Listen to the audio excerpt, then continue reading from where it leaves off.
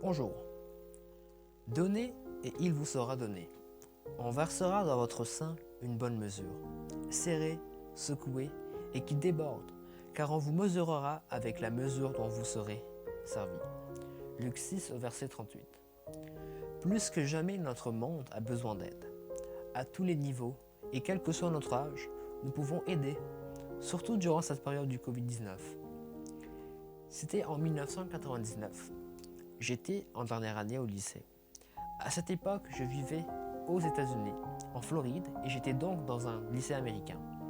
Je finissais les cours tous les jours à 15 heures. Chaque après-midi, je descendais du bus scolaire et avant de rentrer chez moi, j'allais directement dans un magasin, True Value. C'est une chaîne de magasins de bricolage très répandue aux États-Unis et d'autres pays. Dans ce magasin, on trouve aussi une jardinerie et une animalerie. J'aimais surtout regarder les beaux poissons dans les aquariums, ainsi que les autres animaux qui se trouvaient dans le magasin. Et parfois, je leur donnais même à manger. Un jour, alors que j'étais dans les allées de l'aquarium, qui se trouvait près des tondeuses à gazon, une dame âgée est venue me demander si je travaillais dans le magasin et si je pouvais l'aider. J'ai répondu que je ne travaillais pas dans le magasin, mais que je pouvais quand même l'aider, puisque je connaissais bien ce magasin. J'ai donc aidé cette dame à choisir sa tondeuse et elle a voulu me remercier en me donnant un pourboire.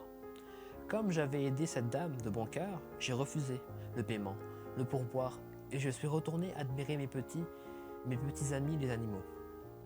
Je sentis alors que quelqu'un me touchait l'épaule. Je me retournai. C'était un homme. Ce monsieur me raconta qu'il avait observé toute la scène depuis son bureau situé au premier étage et me demanda si je cherchais du travail. C'était le responsable du magasin. J'ai tout de suite accepté et dès le lendemain, j'ai commencé mon premier emploi. Dieu nous dit dans sa parole que son Église, formée de tous ses enfants, est son épouse.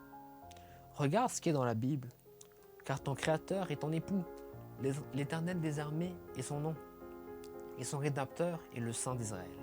Ésaïe 54, verset 5.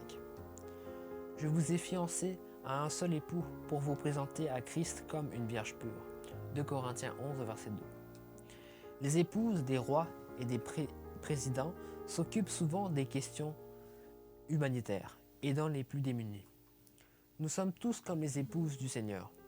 En tant qu'épouses du roi des rois, nous devons nous consacrer aux autres. La religion pure et sans tache consiste à faire le bien et à faire connaître celui pour qui tout est possible. Voir Jacques 1 au verset 27. Amen. Extrait de Sandro Plantin. Bonne journée.